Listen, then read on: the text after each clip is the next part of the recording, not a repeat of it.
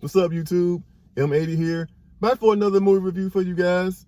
And this time, I'm going to go see one of my most highly anticipated movies of the year so far, The Strangers Part 1. Ever since I seen the trailer for it a few months ago, I've been really anticipating this one, and I hope this one's really good because I'm really excited to see it. The first one came out, I believe, in 2008. I didn't go to the movie theaters to see that one. I guess I didn't have time to see it or work and everything. So I went to a place called Blockbuster Video. Now I know a lot of you youngins out there like, man, what are you talking about? What's a Blockbuster Video?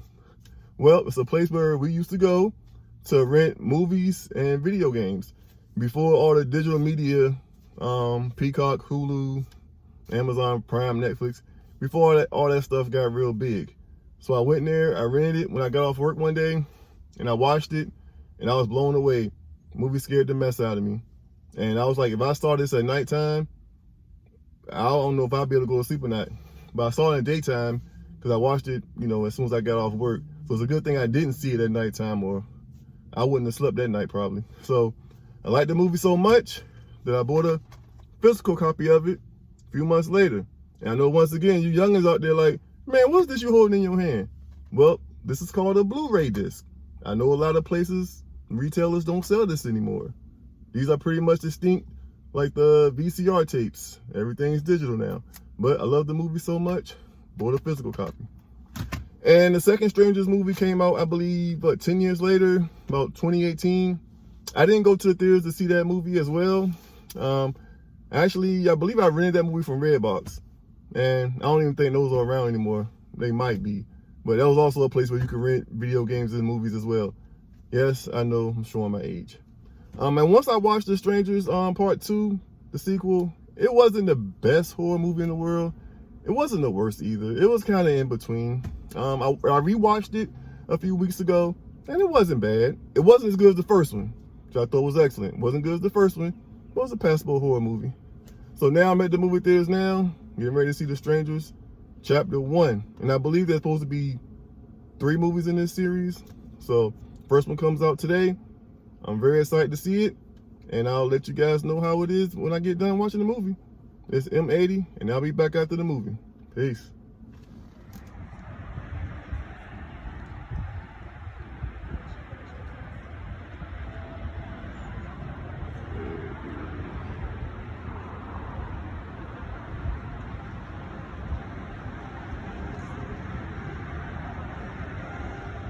I didn't know they sold dreamsicles on memory lane.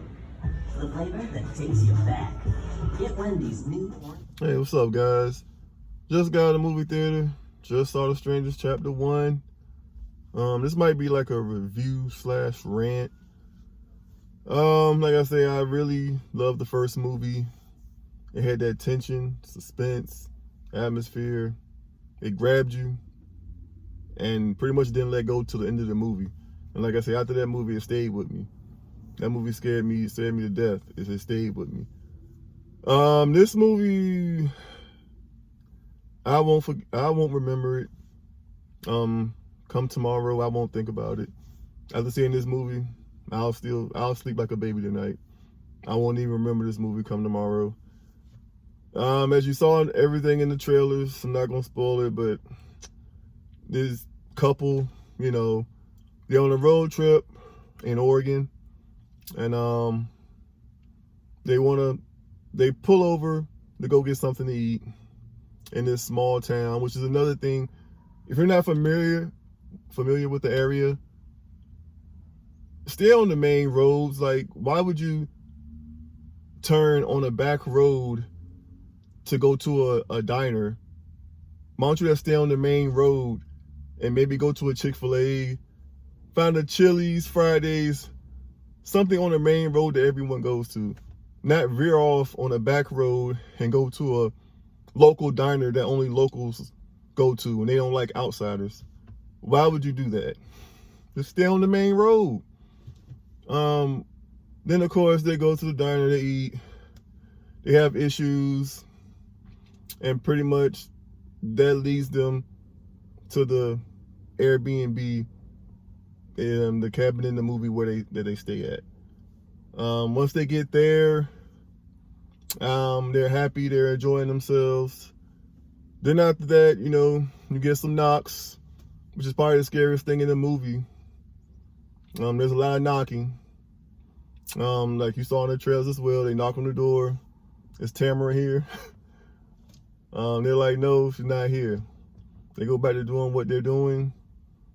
Then, moments later, you get more knocking, asking about Tamara.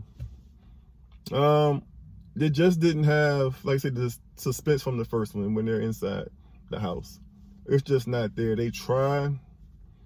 There was one jump scare that got me. I didn't see it coming. It got me. But the rest of the jump scares, really, they didn't do much for me. They weren't scary. Like I said, it's pretty much cat and mouse with the two people in the house and the three masked strangers. They're just trying to torment them, chase them the whole movie.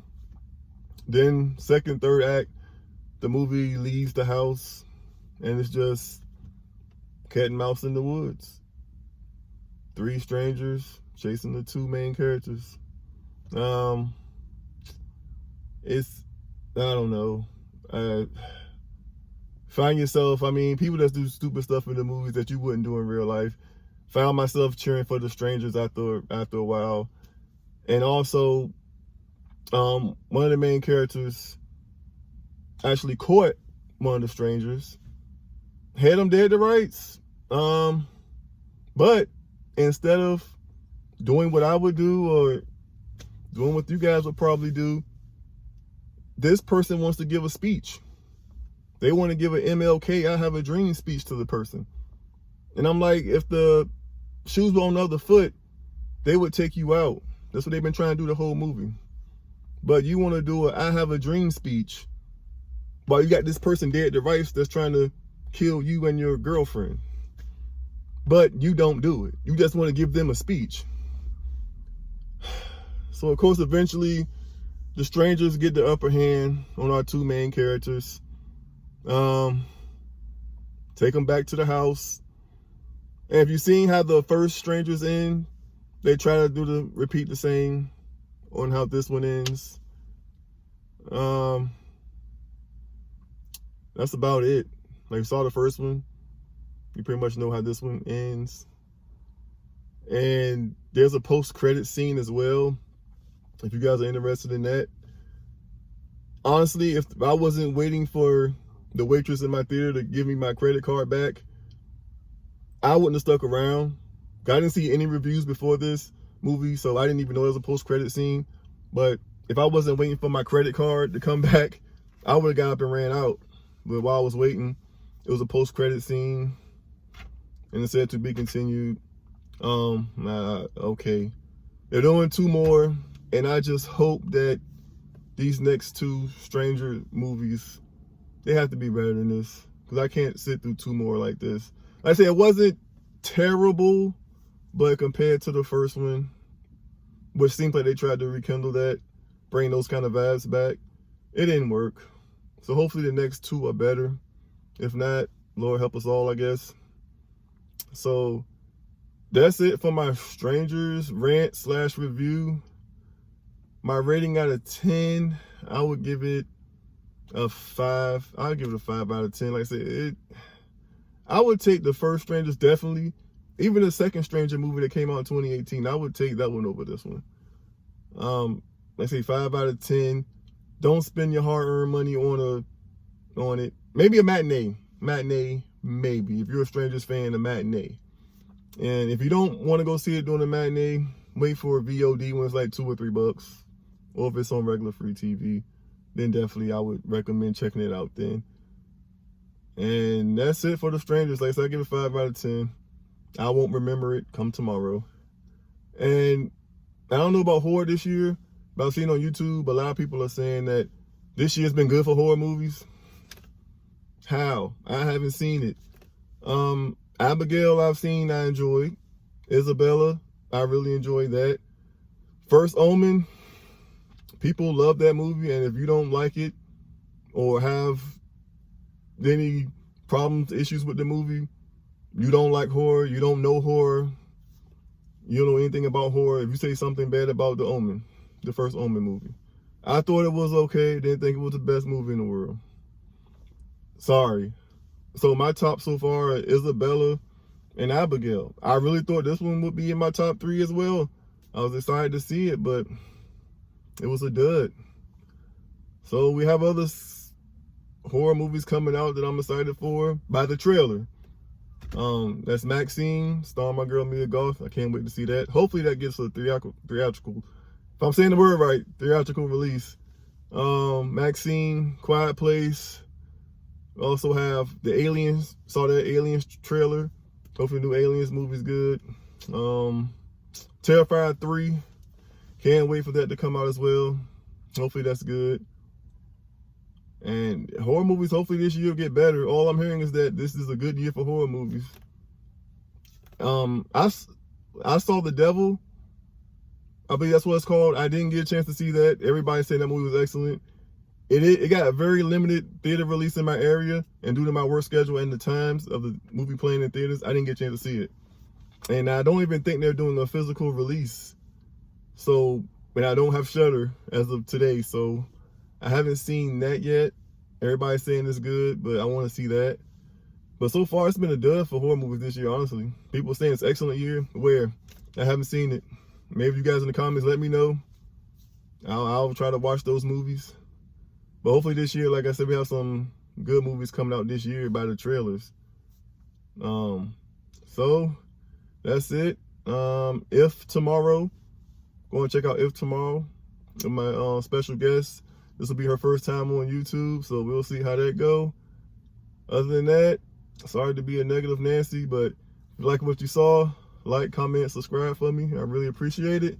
This M80 signing off. Peace.